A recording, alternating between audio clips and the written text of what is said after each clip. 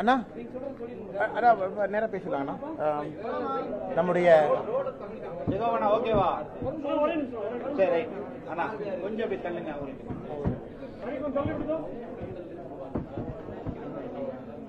நம்முடைய பத்திரிகை நண்பர்களுக்கு எங்களுடைய காலை வணக்கத்தை தெரிவித்துக் கொள்கின்றோம். அன்பு சகோதர சகோதரிகளை, இன்று நம்முடைய கோயம்புத்தூர்ல பாரதிய ஜனதா கட்சியினுடைய வெற்றிக்காக பாடுபட்ட தன்னார்வ குழுக்கள் அவரெல்லாம் சந்தித்து நன்றி தெரிவிப்பதற்கு ஒரு வாய்ப்பு. அவர்களுக்கு நன்றி தெரிவிப்பதற்காக நாங்கள் எல்லோரும் இங்கே இணைந்திருக்கின்றோம். அந்த இடத்துல நம்முடைய பத்திரிகையாளர் நண்பர்களையும் சந்தித்துக் கொண்டிருக்கின்றோம். நாளை நம்முடைய மத்திய அரசு 3வது முறை ஆட்சிக்கு வந்த பிறகு தாக்கல் செய்யக்கூடிய முதல் பட்ஜெட்டாக நாளை இருக்கிறது. இன்று பாரத பிரதமர் நரேந்திர மோடி அவர்கள் காலையில பத்திரிகையாளர்களை சந்தித்திருக்கின்றார். பாராளுமன்றத்தினுடைய கட்டிடத்திற்கு வெளியே அதுல குறிப்பிட்டிருக்கிறாங்க, நாம் தேர்தலுக்கு முன்பு என்ன சொல்லி இருந்தோம், குறிப்பாக இந்தியாவுடைய வளர்ச்சி 2047 வளர்ச்சி அடைந்த பாரதம், அதற்காகத்தான் இந்த பட்ஜெட் இருக்கும் என்பதை மறுபடியும் ஒரு முறை நம்முடைய பிரதமர் அவர்கள் தெளிவுபடுத்தியிருக்கிறாங்க. அதில் குறிப்பாக தமிழகத்தினுடைய வளர்ச்சி, தமிழகத்தினுடைய நலன் சார்ந்த திட்டங்களும் இருக்கும் என்பது எங்களுடைய நம்பிக்கை. அதிலே கோயம்புத்தூருக்கு நலத்திட்டங்களும் கோயம்புத்தூருடைய வளர்ச்சிக்காக, அடுத்த கட்ட வளர்ச்சிக்காக மத்திய அரசு செயல்படுத்தக்கூடிய திட்டங்களும் இருக்கும் என்பது எங்களுடைய நம்பிக்கை. குறிப்பாக இந்த பட்ஜெட்டை பொறுத்த வரைக்கும் இது பிப்ரவரி 1 தேர்தலுக்கு முன்பு பட்ஜெட் தாக்கல் செய்யப்பட்டிருந்தாலும் கூட இன்னைக்கு ஜூலை மாதத்தில் நாம் பார்க்கின்றோம். இது கிட்டத்தட்ட ஒரு 9 மாதத்திற்கான பட்ஜெட், மறுபடியும் அடுத்த ஆண்டு பிப்ரவரி 1 வரை. அதனால் இந்த பட்ஜெட் கண்டினியூட்டி, 10 ஆண்டுகள் நம்முடைய பாரதிய ஜனதா கட்சியினுடைய ஆட்சிக்கும் இந்த 5 ஆண்டுக்குமான இந்த பட்ஜெட் ஒரு கண்டினியூட்டியை நம்ம காட்டும். அதனால எந்தவித டீவியேஷனும் இல்லாம இதற்கு முன்பு எந்த கொள்கைகள் குறிப்புகளோடு நம்முடைய ஆட்சி இருந்ததோ அதே போன்றது இருக்கும் என்கின்ற உறுதிமொழியை பிரதமர் அவர்கள் தெரிவித்திருக்கின்றார்கள். அதை தாண்டி நம்முடைய பத்திரிகை நண்பர்களுக்கு கேள்வி இருக்கும், ஒன்னொன்னா கேளுங்கன்னா பதில் சொல்றோம்.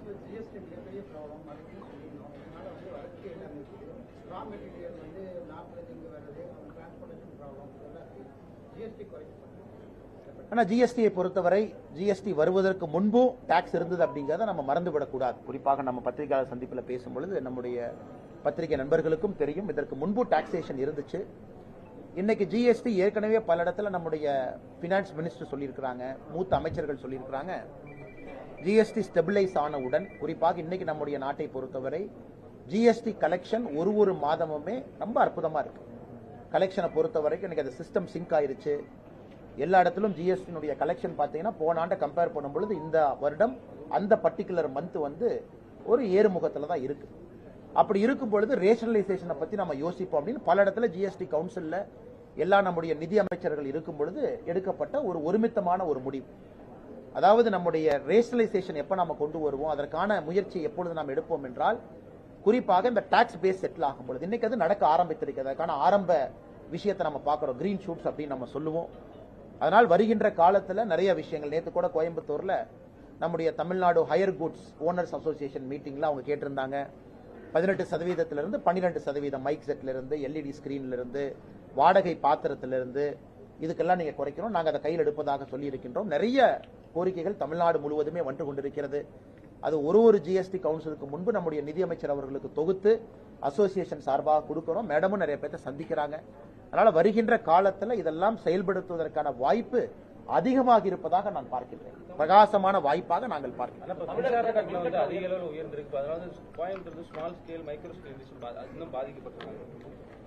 ஆனா இந்த மின்சார கட்டணத்தை பொறுத்தவரை நம்முடைய அன்பு சொந்தங்கள் ஒரு விஷயத்தை புரிந்து கொள்ள வேண்டும். குறிப்பாக இன்னைக்கு தமிழக அரசு பாத்தீங்கன்னா மக்களை முட்டாள் ஆக்குவதற்காக மற்ற மாநிலத்தினுடைய மின்சார கட்டணத்தை ஒப்பீடு செய்யறாங்க.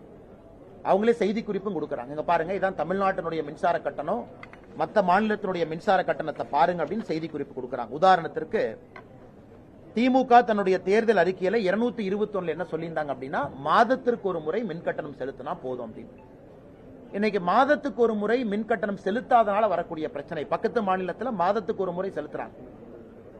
இன்னைக்கு மின் கட்டணம் மாதத்துக்கு ஒரு முறை செலுத்தாதனால வரக்கூடிய பிரச்சனை பாருங்க. உதாரணத்திற்கு கோயம்புத்தூர்ல நான் 200 யூனிட் பயன்படுத்துறேன், மாதத்திற்கு ஒரு முறை மின் கட்டணம் செலுத்துறேன் அப்படின்னா 450 ரூபாய். ஆனா 2 மாதத்துக்கு ஒரு முறை நான் செலுத்துறேன், அப்ப இந்த மாசம் 200, அடுத்த மாசம் 200. அப்ப 2 மாதத்துக்கு ஒரு முறை நான் 400 யூனிட் மின் கட்டணம் செலுத்தும் பொழுது அது 1440 ரூபாய். இப்ப மாதத்துக்கு ஒரு முறை செலுத்தினா இந்த மாசம் 450, அடுத்த மாசம் 450, 900, 200 யூனிட்டுக்கு. ஆனா 2 மாதமும் கால்குலேட் பண்ணி ஒரே 400 யூனிட்டா ஸ்லாப் எடுத்து போட்டாங்கன்னா அது 1440. நான் 540 ரூபாய் வெறும் 200 யூனிட் மின்சாரம் பயன்படுத்தினால இழப்பு எனக்கு 540 rupees. இப்ப 300 யூனிட்டுக்கு போலாம். இன்னைக்கு நான் 300 யூனிட் மாசத்துக்கு பயன்படுத்துறேன் அப்படின்னா எனக்கான மின் கட்டணம் 705 ரூபாய். இந்த மாசம் 300, அடுத்த மாசம் 300. திமுக அரசு இருக்கக்கூடிய 2 மாதத்துக்கு ஒரு முறை மின் கட்டணத்தை நான் செலுத்துறேன், 6 யூனிட் செலுத்துறேன் அப்படின்னா அது 2940 ரூபாய். அப்ப 1410 ரூபாய் எங்க இருக்குங்க? 2940 ரூபாய் எங்க இருக்கு? இதுலயே 1500 ரூபாய் எக்ஸ்ட்ரா கொடுக்கிறோம். அதனால்தான் மாதம் ஒரு முறை மின்சார கட்டணம் செலுத்துவதற்காக திராவிட முன்னேற்ற கழகத்தினுடைய அரசு சொல்லியிருக்கக்கூடிய வாக்குறுதி 221 நிறைவேற்றினாங்கன்னா குறைந்தபட்சம் தமிழகத்தில் யாராக இருந்தாலும் 6000 ரூபாய் குறைந்தபட்சம் அவங்களுக்கு சேமிப்பு கிடைக்கும். இது பக்கத்து மாநிலத்தில் பண்ண ஆரம்பிச்சிட்டாங்க. ஆனா திமுக இதை மறைப்பதற்காக பக்கத்து மாநிலத்தில் 1 மாசமும் இங்க 2 மாசமும் ஸ்லாப் மாறும். அதை வச்சு ஒரு கம்பாரிசன் காட்டி கொண்டிருக்கின்றார்கள். இதனால பிரச்சனை என்னன்னாங்கன்னா, அடுத்து நீங்கள் அண்ணன் கேட்ட கேள்வி குறிப்பாக கமர்ஷியல் கனெக்ஷன்ஸ் நீங்க போனீங்கன்னா நான் சொல்லி இருப்பது இன்னும் 2-3 மடங்கு பெருசா இருக்கு. இது தமிழகத்தினுடைய தொழில் வளர்ச்சிக்கு ஒரு மிகப்பெரிய தேக்க நிலையை உண்டாக்கி இருக்கு. அதுல எந்த மாற்று கருத்தும் இல்லை. அடுத்து 2வது பாருங்க, தமிழகத்துல 15 வயசுல இருந்து 29 வயசுக்குள்ள வேலையில்லாத பட்டதாரிகள் 17.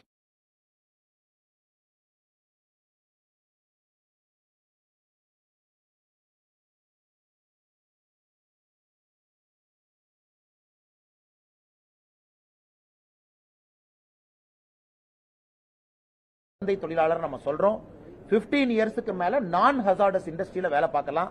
15 வயசுல இருந்து 29 வயசு வாலிப வயசுல தமிழகத்துல 17.5% வேலை வாய்ப்பு இல்லை. இது குஜராத் பக்கத்து மாநிலத்தில் பாருங்க 6.1%, கர்நாடகா மகாராஷ்டிரா எடுத்துக்கங்க 7%, 8%. 17.5% தமிழகத்தில் வேலை வாய்ப்பு இல்லை என்பதை திமுக முதல்ல ஒத்துக்கணும். இது பாராளுமன்றத்தினுடைய கொஸ்டின் ஆன்சர் செஷன்ல ஒரு அமைச்சர் கொடுக்கறாங்க. 2022-23க்கான டேட்டானா அதுக்கான கடைசி டேட்டா தான் இன்னைக்கு இந்திய அரசு பப்ளிஷ் பண்ணிருக்காங்க. 2022-23 23-24க்கான டேட்டா நம்ம கையில இல்ல. இந்த பத்திரிகையாளர் சந்திப்பு முடிச்ச பிறகு நான் உங்களுக்கு கொடுக்கிறேன் அந்த டேட்டாவை. அதனால் இன்னைக்கு தமிழகத்தில் வேலை வாய்ப்பு இல்லை என்பது அதிகமாக இருக்கிறது. அதற்கு பல காரணம். குறிப்பாக சிறு குறு தொழில் செய்யறவங்க மின்சார கட்டணம் ஒன்று, பல விஷயத்திற்காக அவங்க ரெக்ரூட் பண்றதை குறைக்கிறாங்க. ஒரு தேக்க நிலையை தமிழகத்தில் பார்க்க ஆரம்பிக்கின்றோம். தமிழகத்திற்குள்ளே வந்திருக்கக்கூடிய உதாரணத்திற்கு எஃப்டிஐ இன்வெஸ்ட்மெண்ட் பாருங்க. தமிழகத்திற்குள்ளே வந்திருக்கக்கூடிய எஃப்டிஐ இன்வெஸ்ட்மெண்ட் மற்ற மாநிலத்தை பார்க்கும் பொழுது ரொம்ப குறைவா இருக்கு. உதாரணத்துக்கு நான் ஒரு டேட்டா உங்களுக்கு கொடுக்குறேன் பாருங்க. இன்னைக்கு தமிழகத்திற்குள்ள வந்திருக்கக்கூடிய எஃப்டிஐ இன்வெஸ்ட்மெண்ட் பாருங்க, 2024ல 20,157 கோடி, ஒரு வருஷத்துக்கு 20,157 கோடி வந்திருக்கு.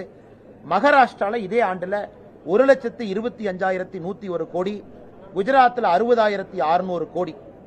தமிழகத்தை விட மகாராஷ்டிராவை பொறுத்தவரை 5 மடங்கு, குஜராத் கிட்டத்தட்ட 3 மடங்கு இருக்கு. அப்படி இருக்கும் பொழுது எப்படி புதிதாக ஒரு பெரிய தொழிற்சாலை இங்கே வரும்? நான் ஏற்கனவே சொன்னேன், தமிழ்நாட்டில் பாத்தீங்கன்னா 17.5% அன்எம்ப்ளாய்மெண்ட் இந்த ஏஜ் குரூப்ல. அதே குஜராத்தில் 5.1, உத்தரப்பிரதேசில் 7, கர்நாடகாவில் 8.5, மகாராஷ்டிராவில் 10.9. இதையெல்லாம் மறைத்து விட்டு முதலமைச்சர் தைரியமா நிர்மலா சீதாராமன் அம்மா அவங்களுக்கு ஒரு ட்வீட் போடுறாங்க.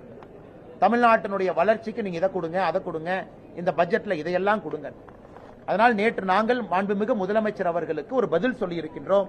தமிழகத்திற்கு என்னெல்லாம் வந்திருக்கு, என்ன திட்டமெல்லாம் வந்திருக்கு, முதலமைச்சர் கேட்டிருக்கக்கூடிய திட்டங்களும் வரத்தான் போகுது. ஆனால் நீங்கள் செய்யாததை மறைப்பதற்காக எல்லாம் மத்திய அரசு கொடுக்க வேண்டும் என்கின்ற பழியை போடாதீங்க என்பதையும் சொல்லி இருக்கின்றோம். இல்ல மின்சார கட்டணம் முதல் இவ்வளவு பேசுற முதலமைச்சர் மாதத்திற்கு ஒரு முறை மின்சார கட்டணத்தை கணக்கீடு செய்வோம்னு சொல்றதுக்கு 1 நிமிஷம் ஆகும். அதை சொன்னாங்கன்னா நாங்க புள்ளி விவரத்துல 200 யூனிட்டுக்கும் 300 யூனிட்டுக்கும் டிஃபரன்சியேஷன் கொடுத்திருக்கோம். அதுலயே எவ்வளவு சேமிப்பு நீங்க பாருங்க. 300 யூனிட் கிட்டத்தட்ட 1,400 சில்லற ரூபாய், 1,500 ரூபாய் சேமிப்பு வருது.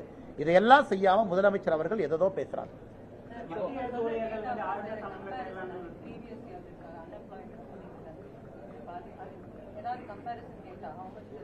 Madam, central government comparison data 15 to 29 for the year 2023 நான் உங்களுக்கு பத்திரிகையாளர் குரூப்புக்கு நான் ஃபார்வர்ட் பண்றேன் madam. You can have a look at it. அவங்க குறிப்பாக எப்படி அந்த டேட்டாவை எடுத்திருக்காங்க அப்படின்னு நீங்க பாத்தீங்கன்னா கம்பேரிசன் கிடையாதுங்க மேடம். அதாவது ரியல் டைம் டேட்டால எம்ப்ளாய்மெண்ட் ஸ்கேலில் டோட்டலா 10th ஸ்டாண்டர்ட் 12th ஸ்டாண்டர்ட் எத்தனை பேர் முடிச்சிருக்காங்க. தமிழ்நாட்டினுடைய கிராஸ் என்ரோல்மெண்ட் ரேஷியோ நமக்கு தெரியும் 50% மேல இருக்கு. ஸோ காலேஜ் எத்தனை பேர் படிச்சிருக்காங்க, எத்தனை வேலை வாய்ப்புகள் உருவாகி இருக்கு, இதை வச்சுதான் பேசிக் கால்குலேஷன் மேடம். இப்படிதான் இந்தியா முழுவதுமே கால்குலேட் பண்றாங்க. இந்த 10th 12th வந்து ஒரு முக்கியமான டேட்டா. அதை வச்சு இதை ஈஸிலி கால்குலேட்டுங்க மேடம். எவ்வளவு பேர் வந்து பதிவு செஞ்சிருக்கிறாங்க, எம்ப்ளாய்மெண்ட் கிடைச்சிருக்குன்னு அந்த டேட்டாவை நாங்கள் உங்களுக்கு ஷேர் பண்றோம். நீங்க அந்த டேட்டா மேல தயவு செஞ்சு ஒரு பார்வை பாருங்க. இது வந்து Lok Sabha question 5 February 2024 unstarred question 430 ministry of labour and எம்ப்ளாய்மெண்ட்ல கேட்கப்பட்ட கேள்வி, அதற்கான பதில். அது குறிப்பாக நீங்க என் கையில் அந்த பதில் இருக்கு, நான் உங்களுக்கு அதை நான் ஷேர் பண்றேன் மேடம். நீங்க அதை கம்பேர் பண்ணிட்டு நீங்க கேள்வி கேளுங்க. Will be happy to answer. ஏன்னா நீட்டு தேர்வை பொறுத்தவரை பாராளுமன்றத்தில் நம்முடைய அமைச்சர் பதில் சொல்ல போறாங்க, அதை நம்ம கேட்கத்தான் போறோம். தர்மேந்திர பிரதான் அவர்கள் இந்த கூட்டத்தொடரில் நம்முடைய அரசு கேட்டிருக்காங்க, நீட்டு சம்பந்தமாக என்இடி சம்பந்தமாக எந்த கேள்விகள் கேட்டாலும் மத்திய அரசு பதில் சொல்லும் அப்படிங்கிற உத்தரவாதத்தை நம்ம கொடுத்திருக்கோம். நம்ம பதில் சொல்லத்தான் போறோங்கன்னா, அதில் மிக முக்கியமாக உச்சநீதிமன்றம் வந்து பல ஆராய்விற்கு பிறகு ஒரு முக்கியமான விஷயம் என்ன சொல்லியிருக்காங்கன்னா, பேப்பர் லீக் வந்து லோக்கலைஸ்ட், அது கண்டெய்ன்ட் அப்படின்னு சொல்லியிருக்காங்க. அதாவது இந்த பேப்பர் லீக் வந்து இந்தியா முழுவதும் போகல, லோக்கலைஸ்டா தான் இருக்கு. அதனால் மறுதேர்வு நடத்த வேண்டிய அவசியம் இல்லை என்பதை உச்சநீதிமன்றம் மத்திய அரசினுடைய அபிடவிட்டை ஏத்துக்கிட்டாங்க. இரண்டாவது, கைது செய்யப்படுறவர்கள் மீது கடுமையாக கைது செய்யணும். அதற்காக இண்டிவிஜுவலா பீகார்ல, குஜராத்ல எல்லா இடத்துலையுமே கைது செய்ய ஆரம்பிச்சிருக்கிறாங்க. அது எந்த அளவுக்கு லீக் ஆயிருக்குன்னு ஒரு பேசிக் ஐடியா நமக்கு கிடைச்சிருக்கு. அதனால் யாரும் இதிலே கவலைப்பட வேண்டாம். இப்ப நீட்டை வந்து கிளீன் பண்ணும், அது எந்த மாற்று கருத்து இல்லைங்கன்னா நேஷனல் டெஸ்டிங் ஏஜென்சி NTA அதுதான் நீட் நடத்தக்கூடிய அமைப்பு. இன்னைக்கு பிரச்சனை நீட் இல்லைங்கன்னா பிரச்சனை NTA இருக்கு. எப்படி என்னதான் நம்ம நடத்தினாலும் கூட இவ்வளவு பரீட்சை UGC நெட்ல இருந்து அவங்க தான் நடத்துறாங்க. பல பரீட்சைகளை NTA நடத்துறாங்க. NTAங்கிறது நீட் மட்டும் நடத்தலீங்கன்னா அந்த கியூட் தேர்வு அவங்க தான் நடத்துறாங்க. அந்த யூனிவர்சிட்டிக்கெல்லாம் வரக்கூடிய CUET அந்த தேர்வு அவங்க தான் நடத்துறாங்க. ஏன்னா NTA தலைவர் மாற்றப்பட்டிருக்கின்றார். குறிப்பாக NTA-வை நம்ம கிளீன் அப் பண்றோம் அப்படின்னு சொல்லியிருக்கோம். இது மறுபடியும் நடக்காது என்கின்ற நம்பிக்கை எனக்கு இருக்கு. ஏன்னா தமிழகத்திலும் பல இடத்துல பாத்தீங்கன்னா TNPSC பேப்பர்லாம் லீக் ஆயிருக்கு. நாம சிஸ்டத்தை சரி பண்ணணுமோ தவிர அதுக்காக ஒரு எக்ஸாமை நம்ம கேன்சல் பண்ண முடியாது. நீட் ஆதாரத்தின் அடிப்படையில் it is a good performing exam. நிறைய பேர் தமிழ்நாட்டில் 59% இந்த ஆண்டு பாஸ் பண்ணியிருக்கிறாங்க. கடந்த 5 ஆண்டுல பெஸ்ட் ரிசல்ட் இது. அதனால் பாராளுமன்றத்தில் நம்முடைய அமைச்சருடைய பதிலுக்காக காத்திருப்போம். ஜனநாயகத்தில் எல்லா தேர்ந்தெடுக்கப்பட்ட உறுப்பினர்கள் கேள்வி கேட்க போறாங்க. இது முழுமையாக நம்முடைய அமைச்சர் அவர்கள் பதிலளிக்கத்தான் போறாங்க. ஆனா இப்போதைக்கு உச்சநீதிமன்றம் சொல்லி இருப்பது போல it's a very localised contained தான். இது ஒரு பெரிய அளவில் பாதிப்பு இல்லாத காரணத்தினால் மறுபரீட்சை தேவையில்லை என்கின்ற உச்சநீதிமன்றத்தினுடைய கருத்தை உங்கள்கிட்ட மறுபடியும் நான் பிரதிபலிக்கிறேன். மாநில அரசாங்கத்துடைய விவசாயிகளுடைய எண்ணிக்கை குறைச்சிருக்கிறாங்கன்னு சொல்லிட்டாங்க. அது சம்பந்தமா தமிழக பாஜக ஏதாவது அழுத்தம் தருமா? ஆனா நம்முடைய விவசாயத்துறை அமைச்சர் திரு சிவராஜ் சிங் சௌஹான்ஜி அவங்கள்ட்ட தொலைபேசி மூலமாக சில நாட்களுக்கு முன்பு நான் பேசியிருந்தேன் தமிழக பாரதிய ஜனதா கட்சி சார்பாக. அப்ப ஐயாட்ட என்ன சொன்னோம்னா, நீங்க ஒரு ஃபேக்ட் ஃபைண்டிங் கமிஷன் தமிழகத்திற்கு அனுப்பணும் மத்திய அரசு சார்பாக. அது அக்ரிகல்ச்சர் டிபார்ட்மெண்ட்ல இருந்து அண்டர் செக்ரட்டரி, ஜாயிண்ட் செக்ரட்டரி ரேங்க்ல கண்டிப்பா வரணுங்க ஐயா. அவர்கள் வந்து இதை ஆய்வு செய்யணும். குறிப்பாக தமிழக அரசு கிட்ட கேட்டு 2021 டேட்டா 43 லட்சம், ஆனா 2024 டேட்டா 21 லட்சம். அப்ப 22, 23 லட்சம் பேர் காணா டெலீட் பண்ணிருக்காங்க. எப்படி டெலீட் பண்ணாங்க அப்படிங்கறத நீங்க செக் பண்ணணும். இரண்டாவது, மறுபடியும் இந்த பத்திரிகையாளர் சந்திப்பு மூலமா ஒரு கிளாரிபிகேஷன் கொடுக்கிறோம். இந்த திட்டத்தை 2019 மோடி ஐயா ஆரம்பித்த பொழுது சிறு குறு விவசாயம் தான் ஆரம்பிச்சோம். அதாவது உங்களுடைய டோட்டல் ஏக்கரேஜ் 4.94 ஏக்கர், 5 ஏக்கருக்கு சற்று குறைவாக இருந்தா நீங்க PM கிசான் திட்டத்தில் பயன்படலாம். அதன் பிறகு மத்திய அரசு எல்லா விவசாயிகளுக்கும் இதை எக்ஸ்டெண்ட் பண்ணிட்டாங்க. அதாவது உங்களுக்கு எத்தனை ஏக்கர் இருந்தாலும் கூட PM கிசான் திட்டம் உங்களுக்கு வந்து சேரும். ஆனா ஒரு கண்டிஷன் இருக்கு. அதுல கிட்டத்தட்ட 12 கண்டிஷன் கொடுத்திருக்காங்க. இந்த கண்டிஷன் இருந்தா திட்டம் பொருந்தாது. உதாரணத்திற்கு பஞ்சாயத்து தலைவர்களாக அல்லது வார்டு மெம்பர்களாக அல்லது இன்கம் டாக்ஸ் கட்டுறவங்களா அல்லது அரசு பணியில அந்த குடும்பத்தில் இருக்கிறவங்க, இது போல சில கண்டிஷனை மத்திய அரசு கொடுத்திருக்காங்க. அப்படி இருந்தா PM கிசான் பொருந்தாது.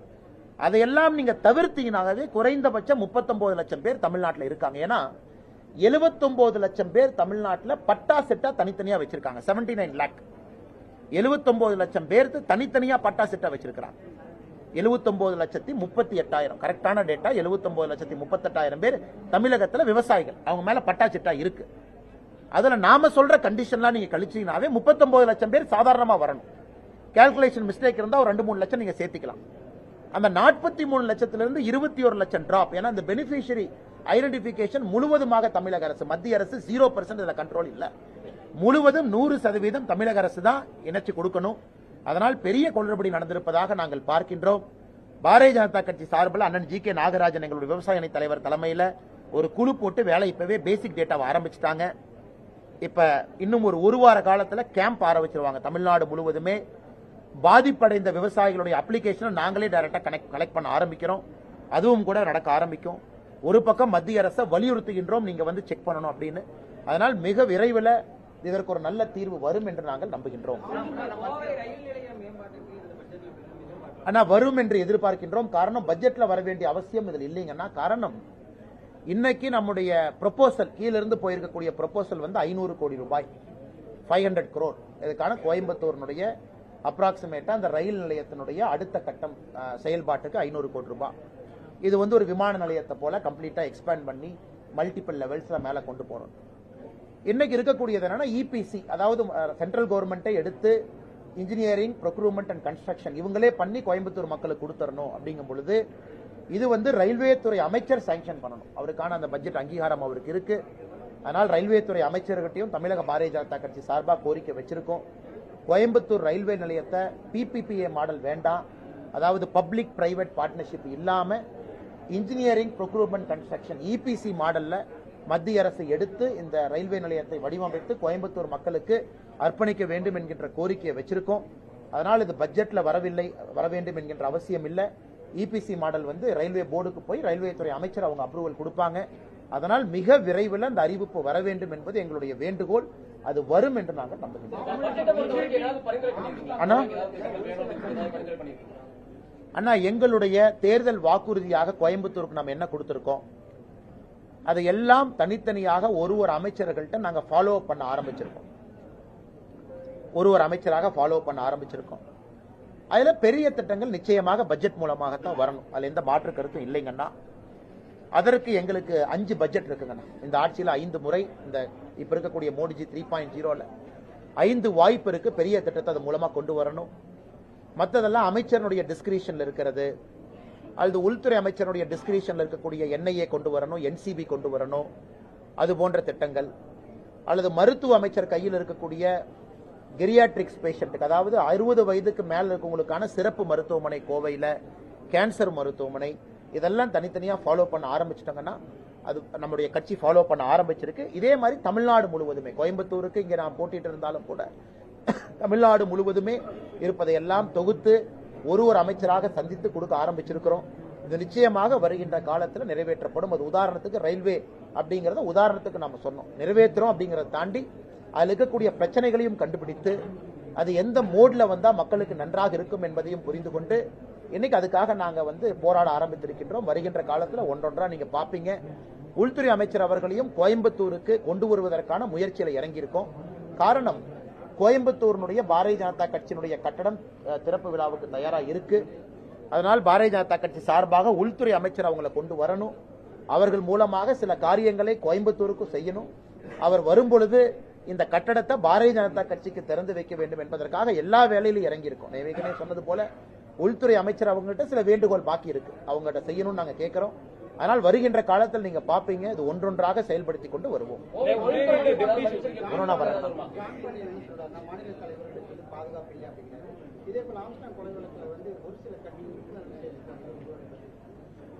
அண்ணா, ஏற்கனவே நான் பேசும்போது நான் சொன்னேங்கண்ணா, இன்னைக்கு குறிப்பாக அது பாரதிய ஜனதா கட்சியாக இருக்கட்டும், மற்ற கட்சிகளாக இருக்கட்டும், தவறு யாராவது செய்யும் பொழுது நாம் உடனடியாக நீக்கிறோம். அது முதல் வேலை. இரண்டாவது, உள்ளே வருபவர்கள் முடிந்தவரை நல்லவர்களாக இருக்க வேண்டும் என்கின்ற ஒரு கோட்பாட்டோட மெம்பர்ஸை சேர்க்கிறோம். அதையும் தாண்டி எல்லோரும் நல்லவர்கள் எந்த கட்சியில யாரும் சொல்ல முடியாதுங்க. தவறு செய்ய செய்ய நீக்கிறது வந்து நாங்க செய்யக்கூடிய வேலை. இன்னைக்கு இந்த கொலை வழக்குல பாரதிய ஜனதா கட்சியிலிருந்து ஒருத்தர் மேல சந்தேகம் இருக்குன்னு சொன்னாங்க, உடனே நீக்கிட்டோம். அதே போல வேறு வேறு கட்சிகளும் நீக்கி இருக்கிறாங்க. நாங்கள் எங்களுடைய கடமையை செய்திருக்கின்றோம். யார தவறு செய்திருந்தாலும் கூட நடவடிக்கை எடுக்க வேண்டும் என கட்சியில் அடிமட்ட உறுப்பினர் யாராச்சும் வந்து சேர்றாங்க போறாங்க, இது ஒரு ஆன்கோயிங் ப்ராசஸ். தண்ணி மாதிரி வர்றாங்க போறாங்க. அது மாவட்ட தலைவர், மண்டல் தலைவர் லெவல் ஒரு கண்ட்ரோல் இருக்கு. அதனால் நாங்களும் யோசிக்கிறோம், இன்னைக்கு கட்சியில சேரக்கூடிய உறுப்பினர்கள் எல்லாத்துக்கிட்டையுமே பாரதிய ஜனதா கட்சியை பொறுத்தவரை ஒரு சென்ட்ரலைஸ்டு மெக்கானிசத்தை கொண்டு வரணுமா அப்படின்னு யோசிச்சுட்டு இருக்கோம். குறிப்பாக சென்ட்ரலைஸ்டு மெக்கானிசம். இப்ப மாவட்ட தலைவருக்குன்னு சில அதிகாரம் இருக்கு. ரமேஷ் அண்ணா பாத்தீங்கன்னா ஒரு மாவட்ட தலைவராக யாரை வேணாலும் அண்ணன் கட்சியில சேர்த்திக்கலாம், யாரை வேணாலும் அண்ணன் நீக்கலாம். ஒரு மண்டல் தலைவர் கட்சியில சேர்த்தலாம், ஆனா நீக்க முடியாது. இப்ப கட்சியில சேர்ப்பதற்கு முன்பு மாநிலத்திற்கு ஒரு இன்டிமேஷன் கொடுக்கணுமா அப்படிங்கறதையும் நாங்க யோசிச்சுட்டு இருக்கோம். அதே நேரத்தில் ஒரு தலைவருடைய அதிகாரத்தையும் நாங்க பறிக்க கூடாது. ஒரு மாவட்ட தலைவராக, மண்டல் தலைவராக அவருடைய அதிகாரத்தையும் பறிக்க கூடாது. ஆனா சில விஷயங்கள் எங்க நாலேஜ்ல தான் நடக்கணும் அப்படிங்கறதையும் விரும்புறோம். ஏன்னா தமிழ்நாடு அரசியல் பாத்தீங்கன்னா நீங்க எல்லாருமே பத்திரிகை நண்பர்கள் சோசியல் மீடியா உன்னிப்பா பாக்குறீங்க. யாராவது ஒரு குற்றவாளி எங்கேயாச்சும் இருந்தா கூட கேள்வி கேட்கறீங்க. ஏன்னா இன்னைக்கு எல்லா பக்கமே டிரான்ஸ்பரன்சி வந்துருச்சு. அதனால் யோசித்துக் கொண்டிருக்கின்றோம். இதை வருகின்ற காலத்தில் குறிப்பாக இந்த நவம்பர் டிசம்பர்ல அந்த பாரதிய ஜனதா கட்சியினுடைய புது டீம் வரும் பொழுது இதையும் எப்படி செயல்படுத்த வேண்டும் என்று யோசித்துக் கொண்டிருக்கின்றோம். இரண்டாவது பதில் முடியலீங்கன்னா, இப்ப ஆம்ஸ்ட்ராங் அவருடைய கொலை வழக்கு தொடர்ந்து எங்களுடைய ஒரே ஒரு கோரிக்கை, இது சிபிஐக்கு விசாரணைக்கு போக வேண்டும் என்பதுதான் எங்களுடைய கோரிக்கை.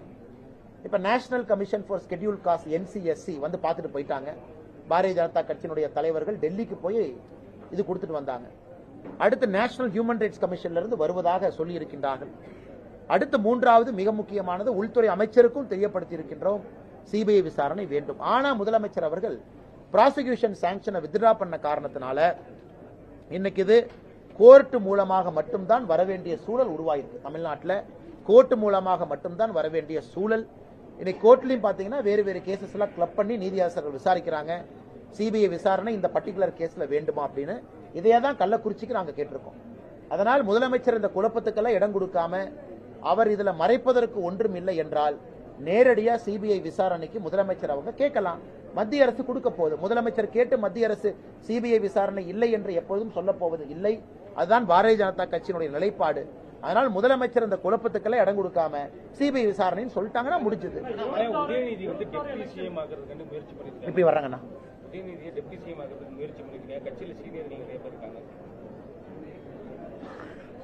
அண்ணா, நான் ஏதாச்சும் சொன்னா அப்புறம் உதயநிதி ஸ்டாலின் அறிக்கை கொடுப்பாரு. இது பாரதிய ஜனதா கட்சியினுடைய சதி திட்டம். அண்ணாமலை அவர்களுக்கும் பாரதிய ஜனதா கட்சிக்கு வேலை இல்லை. இது நாங்கள் போட்ட பகல் திட்டம் தான் உதயநிதி ஸ்டாலின் அவர்களை தமிழகத்தினுடைய முதலமைச்சர் ஆகணும்னா, நாங்க தமிழகத்துல திமுக இருந்து மக்களை காப்பாற்றணும்னு நினைக்கும் பொழுது நாங்கள் எதுக்கு சதி திட்டம் போட போறோம் உதயநிதி ஸ்டாலின் அவரை துணை முதலமைச்சர் ஆக்கணும் அப்படின்னு. அதனால் எங்களை பொறுத்தவரை முதலமைச்சருக்கு அருகதை இருக்கா? இருக்கு. யாரை வேண்டுமானாலும் துணை முதலமைச்சரா அவர் அறிவிக்கலாம். ஆனா அரசியலமைப்பு சட்டத்தில் இடம் இல்லை, ஆனா வச்சுக்கலாம், தவறு கிடையாது. பாரதிய ஜனதா கட்சி ஆளுகின்ற மாநிலத்திலும் துணை முதலமைச்சர் இருக்கிறாங்க கூட்டணியில. முதலமைச்சருக்கு முழு அருகதை இருக்கா? இருக்கு. அவர் யாரை வேணாலும் துணை முதலமைச்சர் ஆக்கலாம். ஆனா இது தமிழக மக்களுக்கு மறுபடியும் ஒரு வெட்ட வெளிச்சத்தை காட்டும். திமுக எப்படிப்பட்ட கட்சி என்பதை தமிழக மக்கள் உணர்ந்து கொள்வதற்கு உதயநிதி ஸ்டாலின் அவர்கள் துணை முதலமைச்சராக பொறுப்பேற்கிறாங்க, முதலமைச்சர் ஆசைப்படுறாங்கன்னா அந்த நாள் தமிழக மக்களுக்கு மறுபடியும் தெரியும். அதே நேரத்தில் சீனியர்ஸை பொறுத்த வரைக்கும், கட்சியில் இருக்கக்கூடிய உறுப்பினரை பொறுத்த வரைக்கும் என்னங்கன்னா உங்களுக்கு வேலைனா போஸ்ட் ஓட்டுறது தான் நம்ம வேலை அப்படிங்கறத மறுபடியும் அன்னைக்கு அவங்க உறுதிப்படுத்தத்தான் போறாங்க. அதனால் இதில் நான் கருத்து சொல்வதை விட அந்த நிகழ்வு நடக்கும் பொழுது தமிழக மக்கள் தங்களுடைய கருத்தை சொல்லுவாங்க.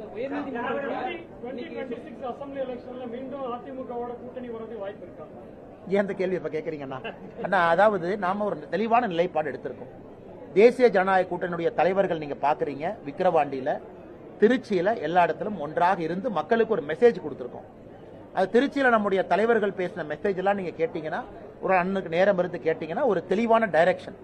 தமிழ்நாட்டில் ஒரு மாற்றம் வர வேண்டும் என்றால் பிரச்சனையை உருவாக்குனவங்கனால சரி பண்ண முடியாது.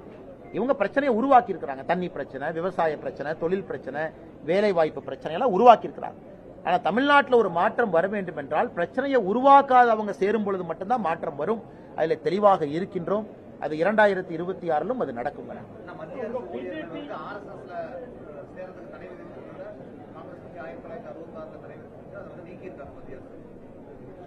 ஆனா இன்னைக்கு RSS வந்து ஒரு பொலிட்டிக்கல் ஆர்கனைசேஷன் கிடையாது.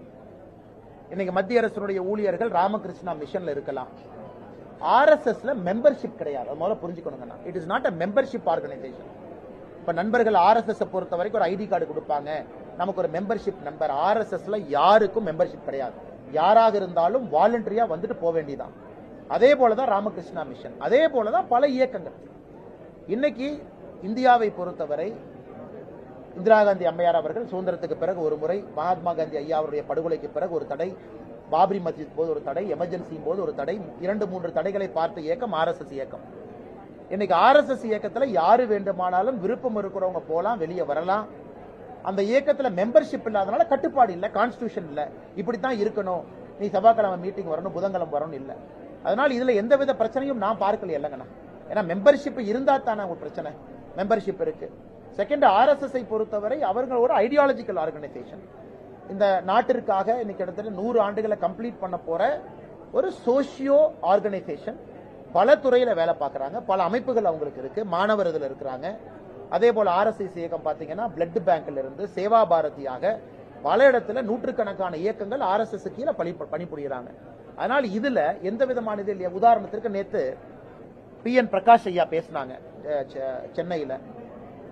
நான் ஒரு RSS இயக்கத்தில் இருந்த ஒரு மனிதன், சென்னை உயர்நீதிமன்றத்தில் நான் நீதியரசராக பணியாற்றி இருக்கின்றேன். நான் ரிட்டையர் ஆனோடனே எல்லாரும் என்கிட்ட வந்து சொன்னாங்க, ஐயா ரொம்ப நேர்மையா நீங்க பணியாற்றி இருக்கீங்க, நாங்க பாராட்டுறோம் அப்படின்னு. அவர் அதான் நேற்று இந்த மேடையில சொன்னாங்க, சென்னையில மோகன் பகவத் ஐயா இருக்கும்போது சொன்னாங்க, ஒரு நீதியரசராக நான் ஆவதற்கு முன்பே RSS இயக்கத்திற்காக நான் போராடி இருக்கின்றேன், கைது செய்யப்பட்டிருக்கின்றேன், சிறைக்கு சென்றிருக்கின்றேன், வெளியே வந்திருக்கின்றேன்.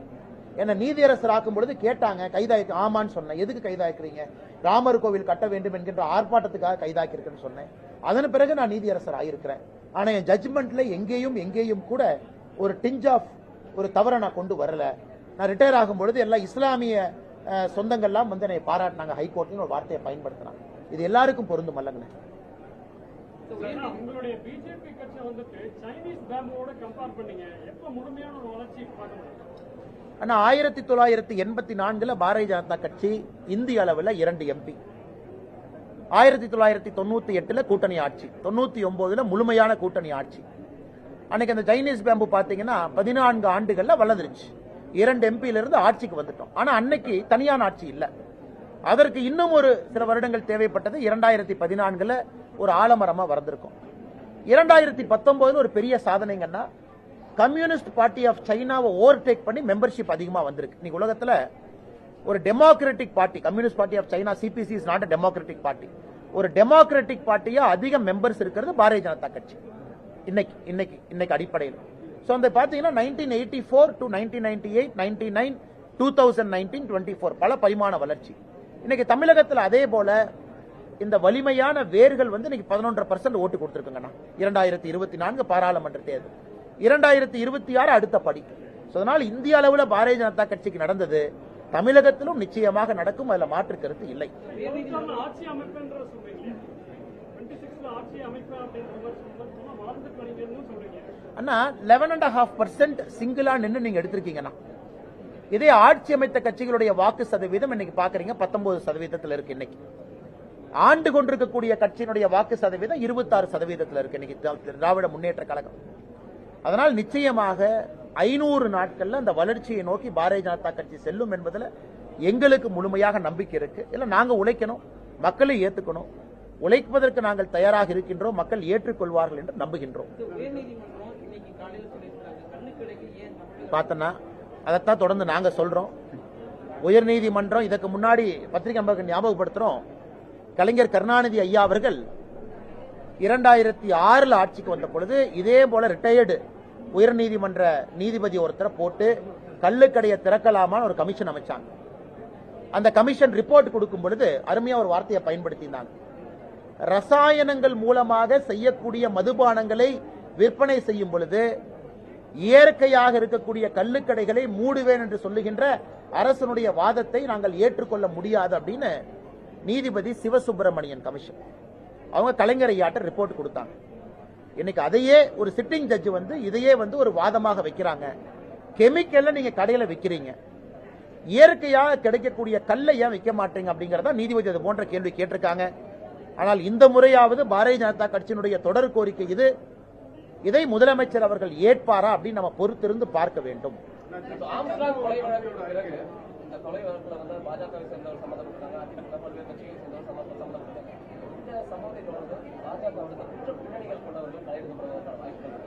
அண்ணா அண்ணா இங்க பாருங்கண்ணா, இன்னைக்கு நான் பத்திரிகை நண்பர்களுக்கு ஒன்று ரிலீஸ் பண்றேங்கண்ணா.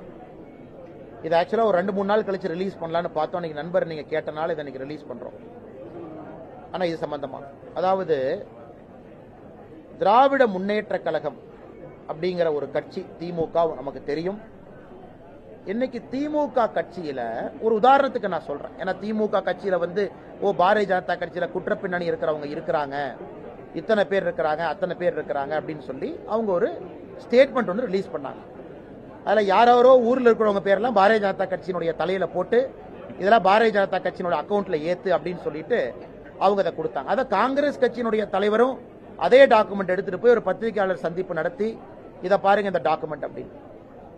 இது வந்து நான் இந்த கிரைம் முன்னேற்ற கழகம் அப்படிங்கிற டாக்குமெண்ட்டை பத்திரிகையாளருக்கு ரிலீஸ் பண்றோம்.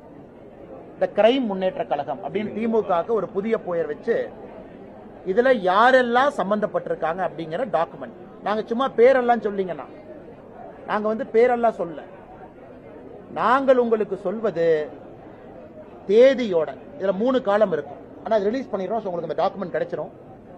காலம் நம்பர் 1 வந்து பெயர் மற்றும் புகைப்படம். திமுக இருக்கக்கூடிய மெம்பர் எந்த குற்றத்தில் இன்வால்வ் ஆயிருக்கிறாங்க, கிரைம், அந்த குற்றச்சாட்டு என்ன, 3வது நாள். கிரைம் முன்னேற்ற கழகம் சொல்லிட்டு உங்களுக்கு இதை நாங்க ரிலீஸ் பண்றோம். 18 பேஜ் இதுல இருக்கு. ஆனா 18 பேஜ் இருக்கு, 18 பேஜ் இருக்கு. சராசரியாக இதுல இன்னைக்கு நாங்கள் கணக்கெடுத்த வரை 112 பேருக்கு மேல மேஜர் கிரைம் இன்னைக்கு தேதி வரைக்கும். இது திமுக இந்த ஆட்சிக்கு வந்ததுல இருந்து மட்டும்தானே. 2021 மே மாசம் ஆட்சிக்கு வந்த பிறகு நாங்கள் எடுத்திருக்கக்கூடிய திமுக தொண்டர்கள் எதுல இன்வால்வ் ஆயிருக்கிறாங்க. இது உதாரணத்துக்கு எப்படி இருக்கும் அப்படின்னாங்கன்னா, போதைப் பொருள் கடத்தியதா இருக்கலாம், அவங்களுடைய தனிப்பட்டதெல்லாம் நாங்க போகவே இல்லைங்கண்ணா. ஒரு கோயில்ல வந்து ஒரு டிஎஸ்பி ஆபாசமா திட்டி அடிச்சதா இருக்கலாம், இவர்கள் செய்திருக்கக்கூடிய கள்ளக்குறிச்சி கள்ளச்சாராய விஷயத்துல தொடர்பு இருக்கவங்களா இருக்கலாம், அரசியல் கட்சி படுகொலையில சம்பந்தப்பட்டவங்களா இருக்கலாம், வியாபாரி கிட்ட ஒரு 18 லட்சம் ரூபாய் மோசடியில ஈடுபட்டவங்களா இருக்கலாம். அதாவது நான் திமுக கட்சி அப்படின்னு சொல்லி பண்ணவங்க. இந்த கிரைம் முன்னேற்ற கழகம் டாக்குமெண்ட்டை நாங்க ரிலீஸ் பண்றோம். நாங்க திமுகவை போல யாரோ ஒரு புகைப்படத்தை போட்டு இங்க பாருங்க இவங்க தான் பாஜக ரேண்டமா நானும் ஒரு 5000 பேர்த்த போட்டு உங்களுக்கு கொடுக்க முடியுங்கண்ணா. ஆனா இந்த ஆத்தென்டிக் டாக்குமெண்ட்டை புகைப்படத்தோட, கிரைமோட, நாளோட நீங்க பத்திரிகை செய்தியோட கோரிலேட் பண்ணிக்கலாம், வேற செய்தியோட கோரிலேட் பண்ணிக்கலாம். இதை உங்க பத்திரிகையாளர் குரூப்புக்கு நாங்க ரிலீஸ் பண்றோம். இதை நீங்க முதல்ல பாருங்கண்ணா. இதை பார்த்தீங்கன்னாவே திராவிட முன்னேற்ற கழகம் ஆட்சிக்கு வந்த பிறகு குற்ற பின்னணி இருப்பவர்கள் திமுகவை பயன்படுத்தி எப்படி இங்க குற்றம் செய்யறாங்க அப்படிங்கிறது உங்களுக்கு தெரியும். அண்ணா எல்லாம் தெரிஞ்ச பேர் தானே உங்களுக்கு. ஃபர்ஸ்ட் முதல் நபர் வந்து ஜாஃபர் சாதிக்ல இருந்து ஆரம்பிச்சு இதுல நீங்களே ஆச்சரியமா இருக்கு உங்களுக்கு. வேலு, கன்னிக்குட்டு, பழனிசாமி, அதாவது பேரை சொல்லணும் அப்படிங்கறதுக்காக நாங்க ஒரு 10 பேர்த்த சொல்லிங்கன்னா குற்ற பின்னணி. இது வந்து ஒரு நேஷனல், ஒரு தமிழ்நாட்டு லெவல்ல கவர் ஆயிருக்காது. ஆனா சேலத்துல கவர் ஆயிருக்கும், தென்காசியில கவர் ஆயிருக்கும், ஆனா கோயம்புத்தூர்ல கவர் ஆயிருக்காது நியூஸ் பேப்பர்ல. இது மொத்தமாக சேகரிச்ச பெயர்கள். நீங்க பாருங்க, அடுத்த பிரஸ் மீட்ல நீங்க கேட்கத்தான் போறீங்க. திமுக அதுக்கு பதில் சொல்லும் நீங்க கேள்விக்கு. அன்னைக்கு நான் முழுமையா அதுக்கு பதில் சொல்றேன். இந்த பத்திரிகையாளர் சந்திப்பு முடிச்சோடனே உங்க வாட்ஸ்அப் குழுக்கு அதை அனுப்பிச்சிடும். பாருங்க, இத்தனை நாள் ஆச்சு அவங்களுக்கு, இத்தனை நாள் ஆச்சு. இந்த ராமர் அவருடைய புகழை தெரிந்து கொள்வதற்கு திமுகவுக்கு ராமருக்கு செருப்பு மாலை போட்ட ஒரு கட்சி. அதாவது இந்த கட்சியினுடைய ஐடியாலஜிக்கல் மென்டார் திமுக என்று சொல்வதை விட, இந்த கட்சி யாரால் உருவானதோ, சித்தாந்தம் யாருகிட்ட இருக்கோ, ராமருக்கு செருப்பு மாலை போட்டவர்கள் இன்னைக்கு திமுகவினுடைய சட்டத்துறை அமைச்சர் அண்ணன் ரகுபதி அவர்கள் சொல்றாங்க, சமூக நீதி ராமர் காலத்தில் இருந்துச்சு, சமநீதி ராமர் காலத்தில் இருந்துச்சு. அதைத்தான் இன்னைக்கு திமுக பின்பற்றுறாங்க. இதைத்தான் நாங்க சொல்றோம். ராமர் ஆட்சி வேண்டும், ராமருக்கு கோவில் வேண்டும்னு தொடர்ந்து சொல்றது. எல்லா கடவுளும் ஆட்சி ஆளவில்லை, ராமர் மட்டும்தான் ஆட்சி ஆண்டார். அதனாலதான் ராமராஜ்யம்.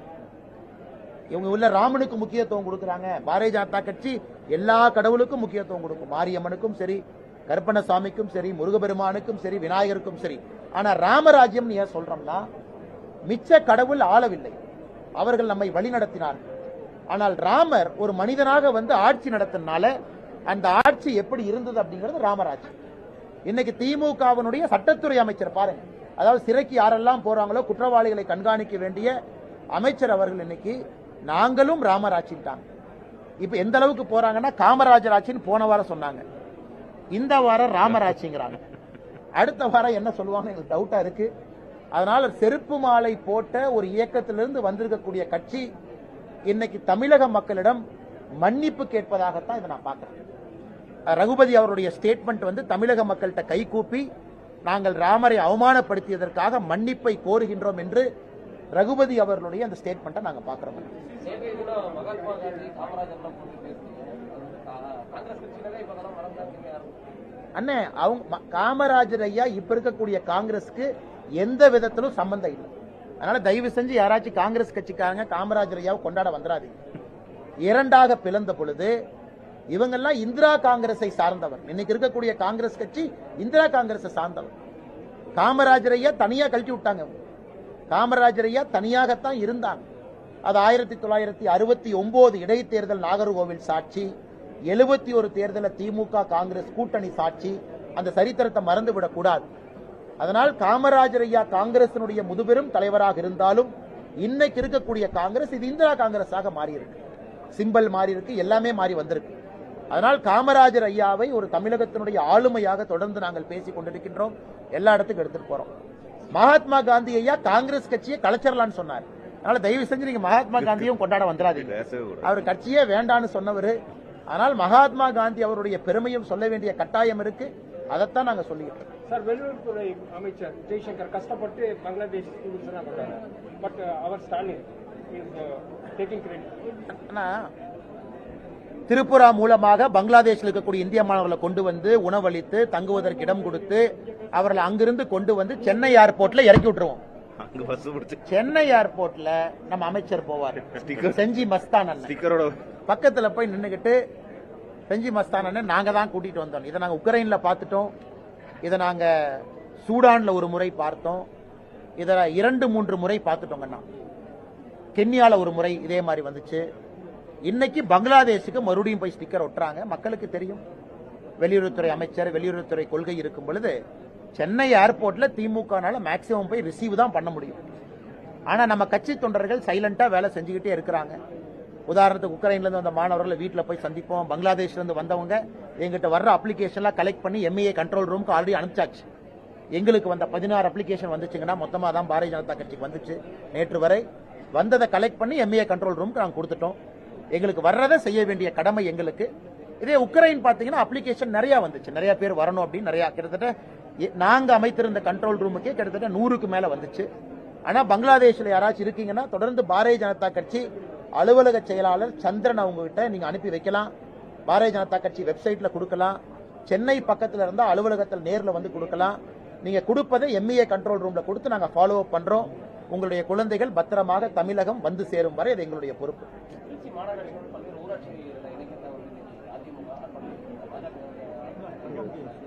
தெரியலீங்கன்னா நம்மளுடைய கட்சி அங்க எடுத்திருப்பாங்க. நான் உங்களுக்கு விரிவா நான் பேசுறேங்கண்ணா. நன்றி அண்ணா, ரொம்ப நன்றி. தேங்க்யூ அண்ணா. நீங்க மேடம் ஏதோ கேட்க வந்தீங்க?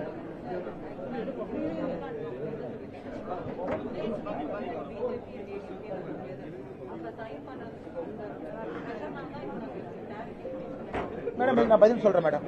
இப்ப மேடம் கேட்கறாங்க, இந்த மாதிரி தமிழ்நாடு அரசு மின் கட்டணத்தை உயர்த்தும் பொழுதெல்லாம் இந்த உதய் ஸ்கீம் மேல பணிய போடுறாங்க அப்படின்னு. ஒரு விஷயத்தை நம்ம நல்லா புரிஞ்சுக்கணுங்க. ஒரு 20 நிமிஷம் இதற்கு முன்பு பிரஸ் மீட் நம்ம கொடுத்திருக்கோம்.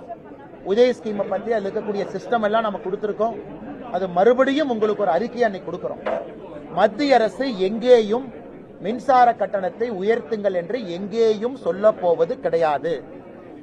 தமிழக அரசு குறிப்பா ஸ்மார்ட் மீட்டருக்கு அவர்களுக்கு சப்சிடி வேண்டும், பணம் வேண்டும் என்றால் அவங்க சில கண்டிஷன்ஸை மீட் பண்ணணும். உதாரணத்துக்கு ஸ்மார்ட் மீட்டரை ஒரு குறிப்பிட்ட பர்சன்டேஜை கம்ப்ளீட் பண்ணணும். ஸ்மார்ட் மீட்டரிங் கால்குலேஷன் அவங்க கொண்டு வரணும். அதே போல தமிழகத்தினுடைய மின்சார கம்பெனிகள் குறிப்பாக டிஸ்ட்ரிபியூஷன் 3ஆ பிரிச்சிருக்கோம். உற்பத்தி பண்றது வேற, டிஸ்ட்ரிபியூஷன் வேற, கலெக்ஷன் வேற. கலெக்ட் செய்யப்படக்கூடிய கம்பெனிகள் வராத கடனை குறைக்கணும். மின்சார கம்பெனிகள் நஷ்டத்துல தொடர்ந்து இயங்கி மத்திய அரசு கிட்ட பணம் கேட்க கூடாது. இதுதான் மத்திய அரசினுடைய கண்டிஷனோ தவிர தமிழக அரசினுடைய பொறுப்பின்மைக்கும் அவர்களுடைய கையாளாக தனத்திற்கும் மத்திய அரசு எப்பொழுதும் நீங்க கட்டணத்தை உயர்த்துங்கன்னு எங்கேயுமே நம்ம சொல்லல. இன்னைக்கு நீங்க குஜராத்தை ஒரு கம்பேரிசனா எடுத்துக்கங்க. நம்ம காலையில பேசின டேட்டாவை மறுபடியும் நீங்க பாருங்க. 200 யூனிட் மந்த்லி கொடுக்கறத விட மந்த்லி கால்குலேட் பண்ணுங்க. 2 months தமிழ்நாடு கால்குலேட் பண்ணிட்டு குஜராத்தோட கம்பேர் பண்றாங்க, அது தவறு. இதே தமிழ்நாடு மந்த்லி கால்குலேட் பண்ணி குஜராத்தோட கம்பேர் பண்ணும் பொழுது அவர்களுக்கு தெரியும் தமிழ்நாட்டினுடைய மின்சார கட்டணம் பக்கத்து மாநில மின்சார கட்டணம் எப்படி இருக்கும். அங்க இருக்கக்கூடிய லாஸ பாருங்க, தமிழ்நாட்டினுடைய எனர்ஜி மிக்ஸ பாருங்க. அதிகமாக காற்று மூலமாக வரக்கூடிய மின்சாரம் தமிழ்நாடு நம்பர் 1, சோலார்ல டாப் 3ல இருக்கும். நம்முடைய எனர்ஜி மிக்ஸே ரெனியூவபிள் நோக்கி இருக்கும் பொழுது இன்னும் கோலுக்கு உங்க கொடுக்கக்கூடிய காசை பாருங்க. அதனால் தமிழக அரசு இதை சொல்லுகின்ற பொய்யாகத்தான் இருக்கு. அடுத்த முறை நமக்கு வாய்ப்பு கிடைக்கும் பொழுது இந்த உதய ஸ்கீமை பத்தி மறுபடியும் விலாவரியாக பேசுவதற்கு பத்திரிகை நண்பர்கள் எனக்கு ஒரு வாய்ப்பு கொடுங்க. ஆனா இன்னைக்கு நேரம் இல்லாத காரணத்தினால உங்களுக்கு அந்த அறிக்கையை மறுபடியும் வாட்ஸ்அப் குரூப்ல அன்எம்ப்ளாய்மெண்ட், உதய ஸ்கீமுக்கான டாக்குமெண்ட், மூன்றாவது நீங்க கேட்ட கிரைம் முன்னேற்ற கழகத்தினுடைய டாக்குமெண்ட் 3 உங்க வாட்ஸ்அப் குழுவில் நாங்க பகிர்ந்தோம். 10 வருஷத்துல வந்து மத்திய அரசு சமஸ்கிருத மொழி வளர்ச்சிக்காக அதிக நிதி ஒதுக்கியிருக்காங்கன்னு சொல்லிட்டு ஆனா இதை நான் பல இடத்துல சொல்லியிருக்கேன்.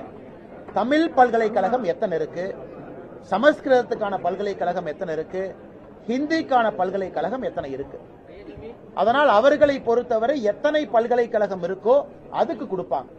தமிழ்நாட்டில் முதலமைச்சர் அவர்கள் நாளை காலையில இன்னும் ஒரு 3-5 மத்திய அரசு பல்கலைக்கழகம் வேண்டும் என்று கேட்டால் நாங்க டெல்லிக்கு போய் அதை வாங்கிட்டு வர்றோம். அதற்கு அடுத்த வருஷத்திலிருந்து புரோரேட்டா பணம் கொடுப்பாங்க. அதாவது தமிழ் பல்கலைக்கழகம் எத்தனை இருக்கோ அவ்வளவு பணம், சமஸ்கிருதம் எவ்வளவு இருக்கோ அவ்வளவு பணம். சமஸ்கிருதம் இந்தியா முழுவதும் வேறு மாநிலத்தில் ஒரு ஆட்சி அதை தொடங்குறாங்க.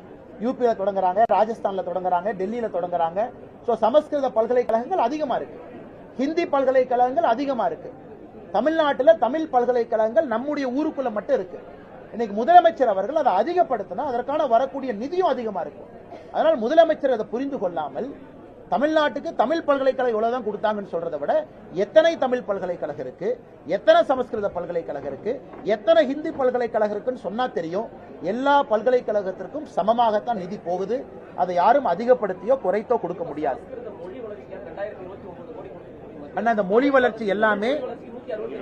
வளர்ச்சி எல்லாமே பல்கலைக்கழகங்கள் மூலமா தான் போகுது. தஞ்சை தமிழ் பல்கலைக்கழகத்துக்கு பணம் வருது, CICT central institute of classical Tamil தரமணிக்கு பணம் வருது. சோ இன்ஸ்டிடியூஷன்ஸ் அதிகமா இருந்தா பணம் அதிகமா போகும், இன்ஸ்டிடியூஷன்ஸ் குறைவா இருந்தா பணம் குறைவா போகும். ஏன்னா நீங்க எவ்வளவு நிதி கொடுத்தாலும் அதை செயல்படுத்தக்கூடியவர்கள் இன்ஸ்டிடியூஷன். CICT ஒண்ணுதான் இருக்குன்னா தரமணியில central institute of classical Tamil. முதலமைச்சர் இன்னொரு 10 ஏக்கர் 20 ஏக்கர் நிலம் கொடுக்கட்டும், சவுத் தமிழ்நாட்டில் நாங்க ஒன்று கொண்டு வரோம். ஆனா நிலம் அவர் கொடுக்கணும், நாங்க கொண்டு வர்றோம். முதலமைச்சர் அவர்கள் தஞ்சை தமிழ் பல்கலைக்கழகம் ஒன்னு இருக்கு, இன்னொன்னுக்கு ப்ரொபோசல் அனுப்பட்டும், நாங்க அப்ரூவல் வாங்கிட்டு வர்றோம். அதனால் பல்கலைக்கழகங்களை அதிகப்படுத்தினால் வரக்கூடிய நிதி ஆட்டோமேட்டிக்கா அதிகமாகும். ஏன்னா மத்திய அரசை பொறுத்தவரை நிதியை இந்த அமைப்புகள் மூலமாக மட்டும்தான் செலவு செய்ய முடியுமோ தவிர அவங்க தன்னிச்சையா தமிழை வளர்க்கறக்கோ, சான்ஸ்கிரிட்டை வளர்க்கறக்கோ, ஹிந்தியை வளர்க்கறக்கோ செலவு பண்ண முடியாதுங்க. நன்றிங்க ஐயா. கிரைம் முன்னேற்றங்கள் அண்ணே வாங்க, எல்லாரும் வாங்க.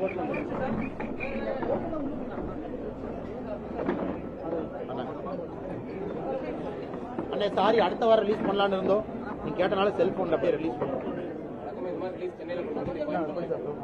நீங்க கேட்டீங்கல்ல அண்ணே.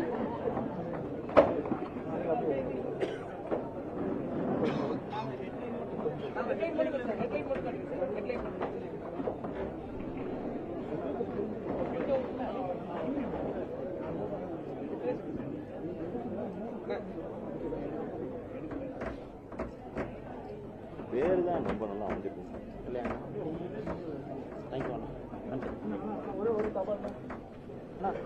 ஒரு நிமிஷம் பத்திரிக்கை முடிச்சு நான் வாங்கிக்கிறேங்க ஐயா. அண்ணா உங்களுக்கு நன்றி, தேங்க்யூ. வாங்க வாங்க.